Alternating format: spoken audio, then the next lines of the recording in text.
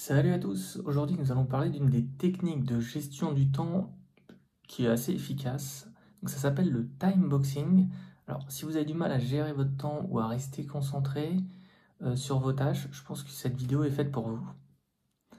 Alors, qu'est-ce que le time boxing? Donc le time boxing, c'est une méthode où vous divisez votre journée en blocs de temps dédiés à des tâches spécifiques. D'accord?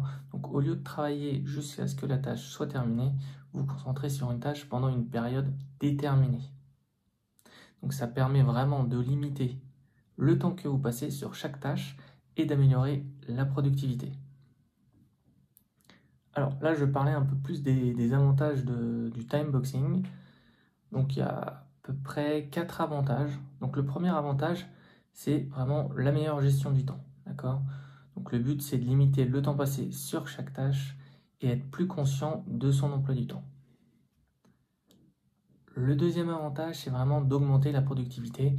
Le fait de se concentrer sur une tâche à la fois, on est moins discret, et le fait d'être moins distrait, on arrive à finaliser la tâche plus rapidement. Troisième avantage, c'est la réduction du stress. Donc savoir que vous avez un temps limité pour chaque tâche, ça permet aussi de réduire le stress. Et le dernier avantage, donc le quatrième avantage, c'est vraiment le meilleur équilibre vie professionnelle, vie personnelle.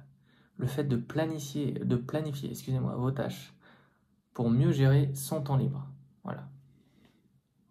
Donc là, on vient de parler des 4 avantages. Maintenant, on va parler de la mise en place. Alors, la mise en place, elle est assez simple. Elle est faite en plusieurs étapes. Donc la première étape qui est importante pour utiliser le time boxing, c'est lister vos tâches. D'accord? C'est assez simple. Donc il faut noter toutes les tâches à accomplir et essayer de prioriser aussi vos tâches. Donc ça, c'est la première étape. Deuxième étape, c'est évaluer le temps nécessaire. Voilà, donc ce qui est important, c'est vraiment d'estimer combien de temps chaque tâche prendra.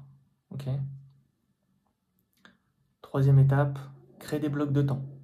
Voilà, donc il faut diviser votre journée en blocs de temps pour chaque tâche. La quatrième étape, excusez-moi, donc c'est de respecter les blocs de temps. Donc il faut travailler uniquement sur la tâche assignée pendant le bloc de temps prévu. Surtout pas faire de ce qu'on a dit un peu au-dessus, de multitâches. Hein. Le but c'est de vraiment rester concentré sur une tâche et de la finaliser. Et la cinquième étape, c'est revoyer et ajuster. Donc à la fin de chaque journée ou de la semaine, il faut évaluer votre efficacité et ajuster vos blocs de temps si besoin. Voilà, donc clairement, c'est pas très compliqué à mettre en place, c'est assez simple. 5 étapes. Voilà, je pense que je vais vous donner un petit exemple assez pratique. Vous allez vite comprendre comment ça fonctionne. Voilà. Donc on va prendre un exemple concret. On va supposer que vous êtes étudiant et que voilà, vous avez des tâches à accomplir, différentes tâches à accomplir. Donc la première étape, on a dit, c'était lister les tâches. Okay, donc ça, c'est assez simple. Donc par exemple, étudier pour un examen. Ça c'est ma première tâche. Deuxième tâche, faire des exercices physiques.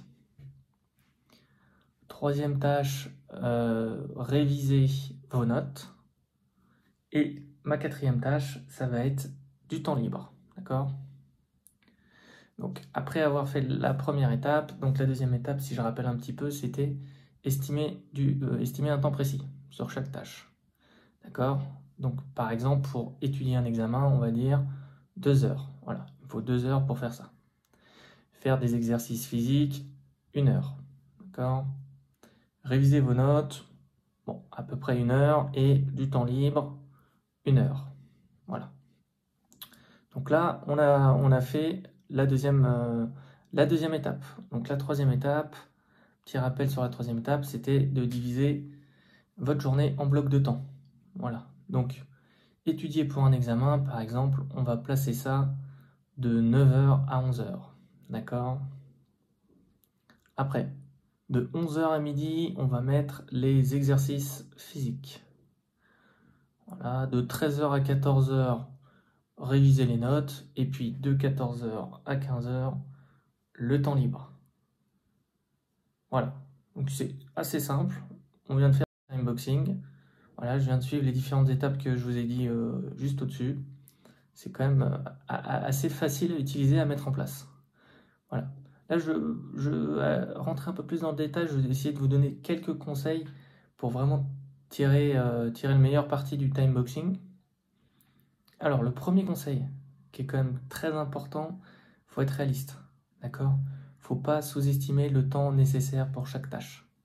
Il faut vraiment être le plus réaliste possible. Il ne faut pas abuser et il ne faut pas non plus sous-estimer ou surestimer une tâche. Voilà. Donc ça, c'est le premier conseil. Deuxième conseil, il faut être flexible. Clairement, il y a des urgences qui peuvent survenir, donc il faut être prêt à ajuster vos blocs de temps en fonction. Okay, je ne sais pas, moi par exemple, si vous avez une réunion d'urgence qui vient de se poser sur votre calendrier alors que vous deviez faire une tâche, voilà, faut vraiment être flexible, il faut pouvoir s'adapter et pouvoir repositionner vos tâches en fonction des différentes urgences qui peuvent survenir. Le troisième conseil, c'est utiliser des outils. Il y a plein d'outils qui existent. Les plus simples, on a Google Calendar, on a toutes les applications de calendrier, clairement, Apple Calendrier, Google Calendrier, Outlook aussi, l'agenda Outlook.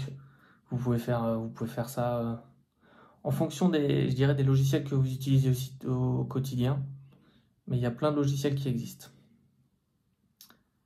Et après, la quatrième astuce, clairement, il faut prendre des pauses. C'est important d'intégrer des pauses dans les blocs de temps pour éviter la fatigue. Limite, si vous avez besoin de créer un bloc de temps pause, je sais pas moi, de 5, 10 minutes, 15 minutes, mettez-le. C'est important. C'est vraiment très important. Pareil le midi, par exemple, vous déjeunez, vous savez que vous déjeunez entre midi et 13h, et ben vous mettez un bloc de temps de midi à 13h.